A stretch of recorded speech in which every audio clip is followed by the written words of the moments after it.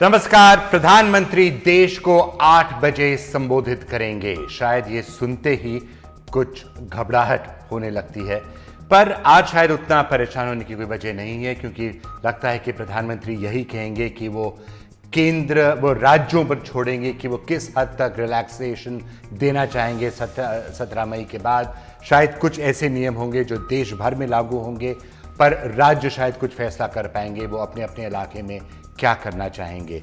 हो सकता है कि प्रधानमंत्री देशवासियों को धन्यवाद भी देंगे, उन्होंने इतना डिसिप्लिन मेंटेन किया है लॉकडाउन के टाइम, और कहेंगे कि भाई अभी लड़ाई खत्म नहीं है, अभी जंग बाकी है। पर हो सकता है कि प्रधानमंत्री माइग्रेंट्स के बारे में भी कुछ कहेंगे और शायद इकोनॉमिक पैकेज के बारे में भी कुछ कहेंगे, क्योंकि बहुत लोगों को लगता है कि पैकेज की अब बहुत सख्त आवश्यकता है। तो या तो प्रधानमंत्री खुद कुछ कहेंगे या कहेंगे कि वित्त मंत्री इसकी घोषणा करने वाली हैं 1-2 दिन में। पर यह बस हमारे अनुमान है। प्रधानमंत्री आखिरकार कहेंगे क्या, 8 बजे ही पता चलेगा। लॉकडाउन पार्ट 3 को खत्म होने में अभी कुछ दिन बाकी हैं, लेकिन इससे पहले ही प्रधानमंत्री देश को संबोधित करेंगे। पीएम मोदी आज रात 8 बजे देश को संबोधित करेंगे। खुद पीएमओ ने ट्वीट कर यह जानकारी दी है।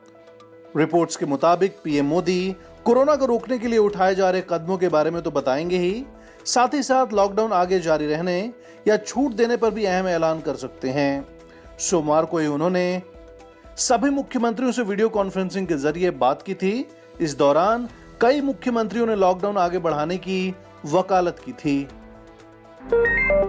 देश में कुछ नई रियायतों के साथ 18 मई से लॉकडाउन का चौथा चरण शुरू हो सकता है। ऐसे संकेत खुद प्रधानमंत्री नरेंद्र मोदी ने दिए हैं। मुख्यमंत्रियों के साथ बैठक के बाद पीएमओ ने यह बयान जारी किया है, जिसमें पीएम ने कहा कि मेरा दृढ़ विश्वास है कि लॉकडाउन के पहले चरण में जिन नियमों की दरकार थी वो दूसरे चरण में जरूरी नहीं रह गई। उसी तरह तीसरे चरण के नियमों की दरकार चौथे चरण के लॉकडाउन में नहीं है। दरअसल तमिलनाडु, बिहार, यूपी और राजस्थान के मुख्यमंत्रियों ने 31 मई तक लॉकडाउन लागू रखने का सुझाव दिया। राजस्थान तो अपने राज्य में लॉकडाउन की मियाद बढ़ा ही चुका है। इसके अलावा प्रधानमंत्री ने मुख्यमंत्रियों से कहा कि वो लॉकडाउन की जैसी व्यवस्था चाहते हैं उसका डिटेल 15 मई तक दे दें। इससे ये कयास भी लगाए जा रहे हैं कि 17 मई के बाद राज्यों को अपने हिसाब से लॉकडाउन में फैसले लेने की छूट होगी। पीएम मोदी के साथ वीडियो बैठक में केरल के सीएम पिनाराई विजयन ने कहा है कि सभी राज्यों को अपने यहां लॉकडाउन में स्थानीय हालात के हिसाब से बदलाव करने की इजाजत होनी चाहिए। तो वहीं तमिलनाडु ने केंद्र से 2000 करोड़ का विशेष अनुदान जारी करने की मांग की और जीएसटी बकाया जल्द देने को कहा। तमिलनाडु के सीएम ने पीएम से राज्य में 31 मई तक ट्रेन सेवा नहीं बहाल करने की भी बात कही। तो उधर तेलंगाना के मुख्यमंत्री केसीआर ने भी अपने राज्य में ट्रेन सेवाओं को इजाजत न दिए जाने की बात कही। केसीआर ने आशंका जताई कि ट्रेन सेवाओं के जरिए कोरोना का संक्रमण फैल सकता है। कोरोना वायरस के चलते चौपट हुई अर्थव्यवस्था में जान फूंकने के लिए वित्त मंत्री निर्मला सीतारमण 3 लाख करोड़ रुपए के राहत पैकेज का ऐलान कर सकती हैं। खबरों की माने तो इस राहत पैकेज की घोषणा अगले सप्ताह तक की जा सकती है। मनी कंट्रोल ने बिजनेस स्टैंडर्ड के हवाले से बताया कि वित्त वर्ष 2021 के लिए सरकार द्वारा उधार ली जाने वाली 12 लाख करोड़ रुपए की राशि के आधार पर ही इस राहत पैकेज की घोषणा की जा रही है। इसके साथ ही सरकार की कोशिश है कि इस पैकेज के माध्यम से छोटे उद्योगों के साथ ही किसानों को भी राहत पहुंचाई जाए। रॉयटर्स की माने तो आगामी राहत पैकेज में उस तबके को राहत दी जा सकती है जो संकट की घड़ी में बेरोजगार हो गए हैं। टैक्स छूट और अन्य उपायों के जरिए छोटी और बड़ी कंपनियों को भी मदद करने पर विचार किया जा सकता है। दिल्ली के मुख्यमंत्री अरविंद केजरीवाल ने जनता से लॉकडाउन के बारे में उनकी राय मांगी है।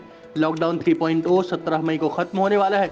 ऐसे में क्या ढील दी जानी चाहिए और दिल्ली की जनता 17 मई के बाद क्या चाहती है, इस बारे में लोगों से अरविंद केजरीवाल ने उनकी इच्छा पूछी है।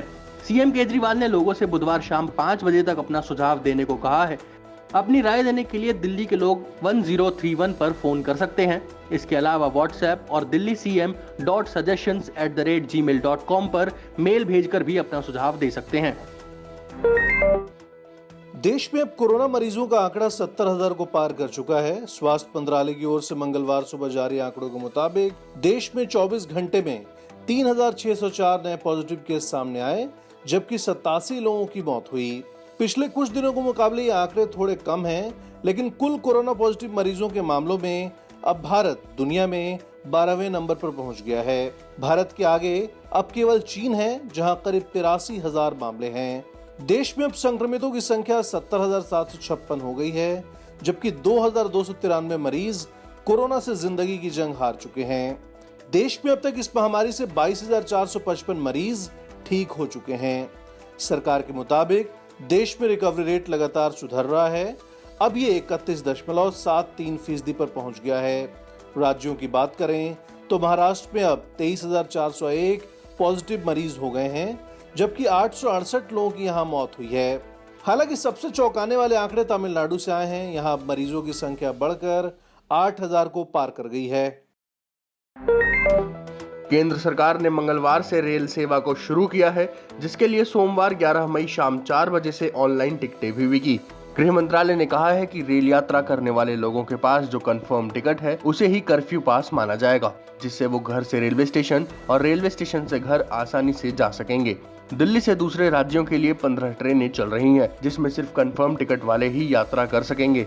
इन सभी लोगों की स्टेशन पर स्क्रीनिंग की जाएगी। साथ ही इन सभी लोगों से अपेक्षित है कि ये सोशल डिस्टेंसिंग का पालन करें और मास्क लगाएंगे। बिहार सरकार ने निर्देश जारी किए हैं कि जो लोग स्पेशल ट्रेनों से बिहार जा रहे हैं उनको 14 दिनों तक होम क्वारंटीन में रहना होगा। हालांकि श्रमिक स्पेशल ट्रेन से जो मजदूर बिहार जा रहे हैं उनको सरकार 21 दिनों तक क्वारंटीन सेंटर में रख रही है। बिहार के पटना के लिए दिल्ली से रवाना होने वाली स्पेशल ट्रेन पटना स्टेशन पर बुधवार को सुबह 5 बजे पहुंचेगी। स्टेशन पर रेलवे अधिकारी सभी यात्रियों की स्क्रीनिंग करेंगे। जिन लोगों में कोरोना के लक्षण पाए जाएंगे उनको आइसोलेट कर दिया जाएगा। कोरोना संकट के बीच आंकड़ों में गड़बड़ी के आरोपों का सामना कर रही ममता सरकार ने बड़ी कार्रवाई की है। ममता ने पश्चिम बंगाल के स्वास्थ्य एवं परिवार कल्याण विभाग के सचिव विवेक कुमार को पद से हटा दिया है। उन्हें पर्यावरण विभाग में भेजा गया है। दरअसल कोरोना को लेकर ममता सरकार को डेटा छिपाने की तोहमत का सामना करना पड़ रहा है। विवेक कुमार की जगह नारायण स्वरूप निगम को स्वास्थ्य एवं परिवार कल्याण विभाग का सचिव नियुक्त किया गया है। वामपंथी और दक्षिणपंथी के बीच मतभेद को दरकिनार रखते हुए कर्नाटक के चिकित्सा शिक्षा मंत्री के सुधाकर ने केरल के स्वास्थ्य मंत्री के शैलजा से वीडियो कॉन्फ्रेंसिंग के जरिए बात की।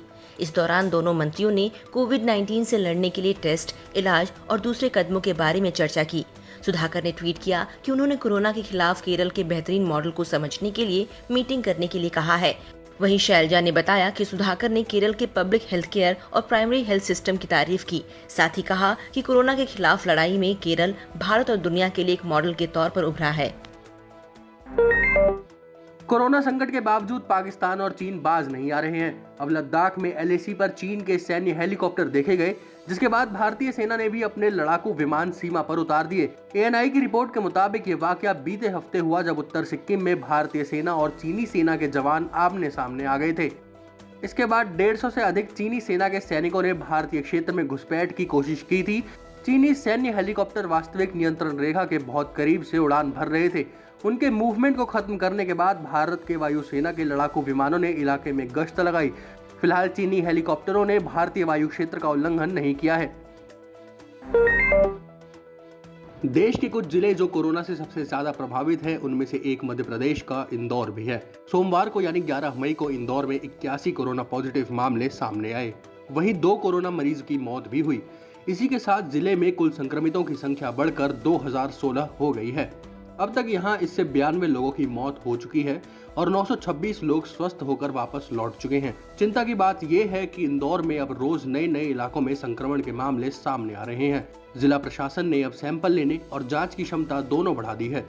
सोमवार को 1418 सैंपल लिए गए, जिनमें से 1044 की जांच हुई है।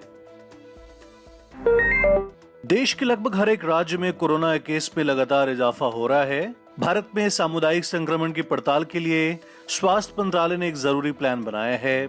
स्वास्थ्य मंत्रालय ने राज्य सरकारों के जरिए जिला प्रशासनों को निर्देश दिए हैं कि वो हफ्ते में 200 और महीने में 800 रैंडम लोगों की कोरोना जांच करें, जिसमें 50% सैंपल स्वास्थ्य कर्मचारियों के लिए जाएंगे। इसके बाद इन सभी की रिपोर्ट केंद्र को भेजी जाएगी और इसी आधार पर देश भर में कोरोना की स्थिति का पता लगाया जाएगा।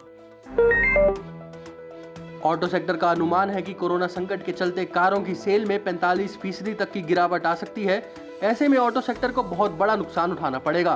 कार बनाने वाली कंपनियों ने सरकार से मदद की गुहार लगाई है। Society of Indian automobile manufacturer ने सरकारी अधिकारियों को कहा है कि अगर देश का विकास 2% तक सिकुड़ता है तो गाड़ियों की सेल पर इसका असर होगा। बता दें कि भारत में ऑटो सेक्टर पहले से ही बुरी हालत में है। बीते वित्त वर्ष में ऑटो सेक्टर में 18% की गिरावट आई थी। चीन में कोरोना वायरस महामारी के दूसरे दौर की शुरुआत की आशंका बढ़ गई है। लॉकडाउन खुलने के करीब महीने भर बाद वुहान से फिर कोविड-19 के 5 नए केस सामने आए हैं। ये पांचों केस वहां की एक रेजिडेंशियल सोसाइटी से हैं। यहाँ 35 दिन से संक्रमण का कोई नया मामला सामने नहीं आया था। वहीं दूसरी ओर रूस और उत्तर कोरिया स्थित जिलिन प्रांत के शुलान शहर में 17 लोगों के संक्रमित पाए जाने के बाद चीनी सरकार ने इस शहर में यात्रा प्रतिबंध लागू कर दिए हैं। चीन ने कोरोना वायरस संक्रमण पर काबू पा लिया था और इसके बाद यहाँ जिंदगी पटरी पर लौटने लगी थी। स्कूल और बाजार खुल गए थे और सड़कों पर चहल पहल बढ़ गई थी। लेकिन एक बार फिर यहाँ कोरोना के केस समूहों में मिलने लगे हैं, जिससे आशंकाएं बढ़ गई हैं।